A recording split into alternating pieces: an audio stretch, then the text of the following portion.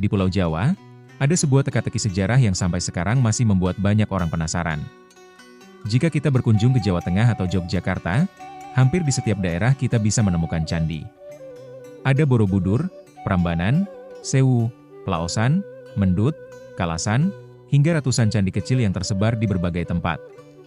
Jawa Timur pun memiliki Penataran, Jawi, Jago, Singosari, dan puluhan candi peninggalan Majapahit maupun Singosari. Namun ketika kita bergeser ke Jawa Barat, pemandangannya berubah drastis. Padahal, wilayah ini pernah menjadi pusat kerajaan-kerajaan besar seperti Tarumanagara, Sunda, Galuh, hingga Pajajaran. Kerajaan-kerajaan tersebut berdiri selama berabad-abad, memiliki raja-raja terkenal, menguasai perdagangan, bahkan menjalin hubungan dengan India dan Tiongkok. Lalu muncul satu pertanyaan yang sering diperdebatkan para sejarawan. Jika kerajaan-kerajaan di Jawa Barat sama-sama menganut Hindu dan Buddha, mengapa peninggalan candinya justru sangat sedikit? Apakah candinya memang tidak pernah dibangun, sudah hilang ditelan waktu, atau justru ada alasan lain yang jauh lebih menarik? Hari ini kita akan membahas misteri sejarah tersebut berdasarkan temuan arkeologi, naskah kuno, dan penelitian para ahli.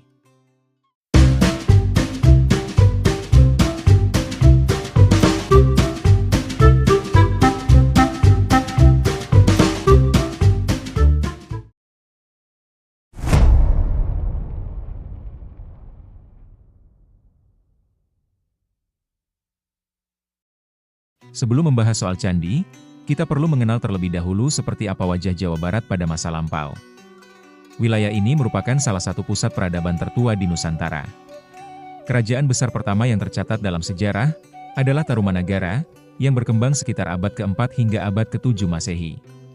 Kerajaan ini dikenal melalui 7 prasasti, seperti Prasasti Ciaruten, Kebon Kopi, Jambu, dan Tugu.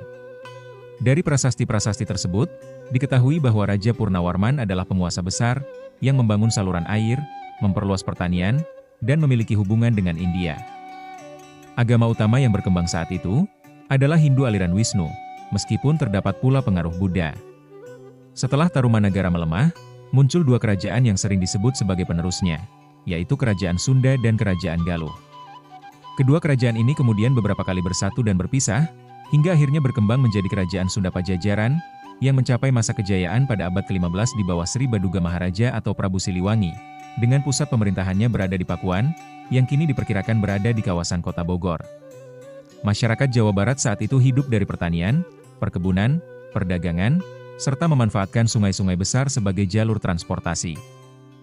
Pelabuhan-pelabuhan seperti Banten, Kalapa, dan Cimanuk menjadi penghubung perdagangan dengan Sumatera, Malaka, India, hingga Tiongkok. Secara budaya, masyarakat Sunda memiliki karakter yang cukup berbeda dengan masyarakat Jawa bagian tengah dan timur. Mereka hidup berdampingan dengan hutan lebat, pegunungan, dan sungai yang mendominasi bentang alam wilayah tersebut. Hubungan mereka dengan alam terlihat sangat kuat dalam berbagai tradisi yang masih bertahan hingga sekarang.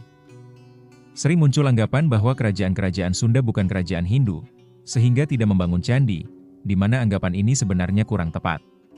Prasasti-prasasti Tarumanagara dengan jelas menunjukkan pengaruh Hindu yang sangat kuat, sementara naskah kuno seperti Sang Hyang Siksa Kandang Karesian dan Carita Parahyangan menunjukkan bahwa pada masa Pajajaran, masyarakat mengenal konsep dewa-dewa Hindu, leluhur, serta berbagai ritual keagamaan. Selain Hindu, pengaruh Buddha juga pernah berkembang, meski tidak sebesar di Jawa Tengah. Namun yang menarik, praktik keagamaan di tanah Sunda tampaknya lebih banyak bercampur dengan kepercayaan lokal, atau yang sering disebut tradisi Sunda Wiwitan.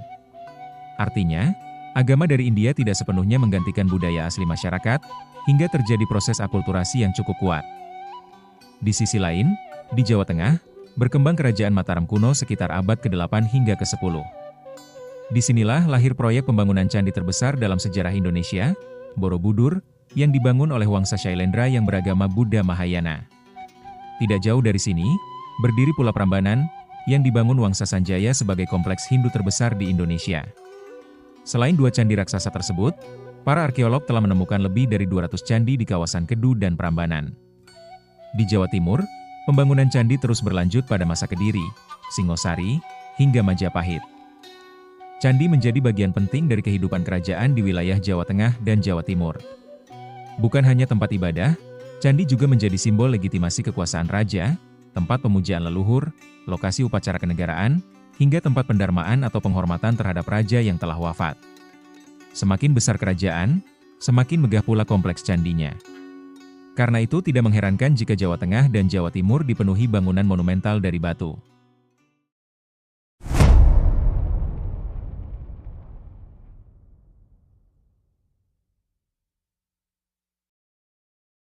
Kemudian muncul satu pertanyaan, mengapa Jawa Barat justru minim candi?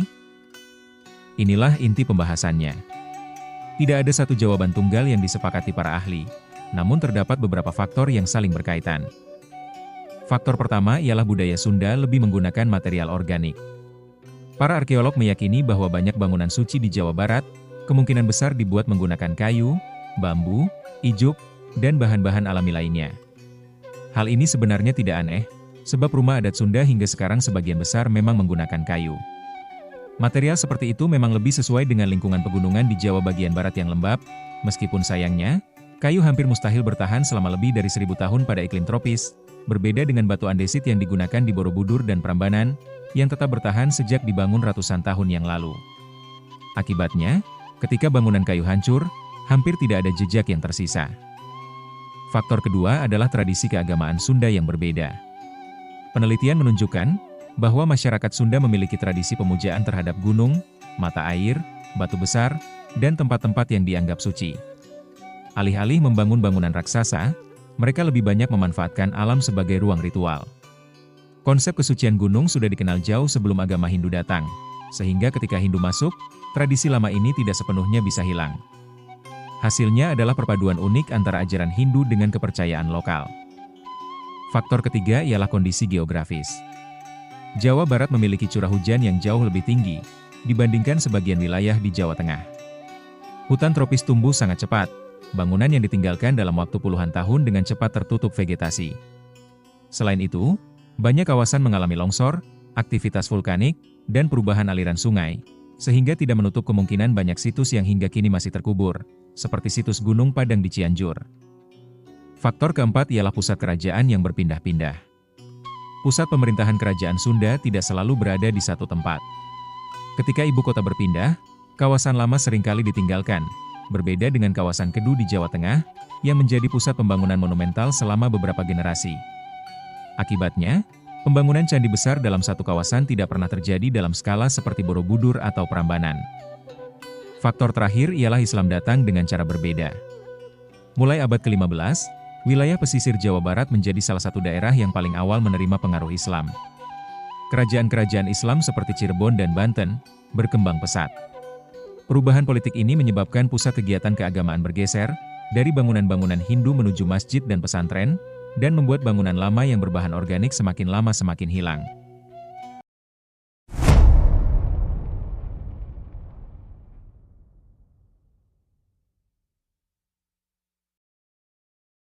Lalu, apakah Jawa Barat benar-benar tidak memiliki candi?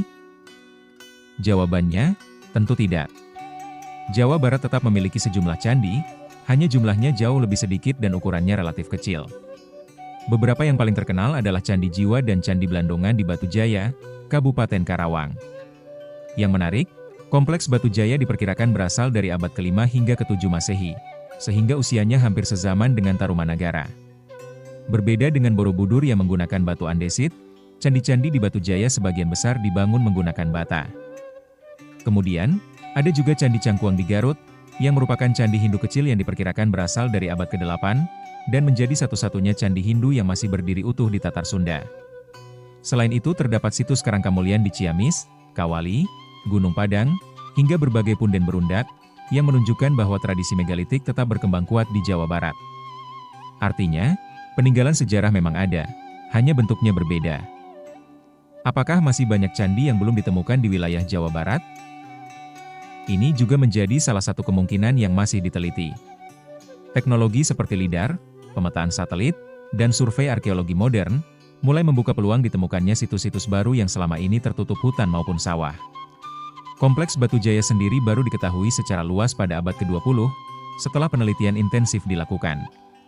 Bukan tidak mungkin masih ada situs lain yang belum terungkap. Karena itu, penelitian arkeologi di Jawa Barat masih terus berlangsung hingga sekarang. Jadi, Alasan mengapa Jawa Barat memiliki sedikit candi bukan berarti wilayah ini miskin sejarah.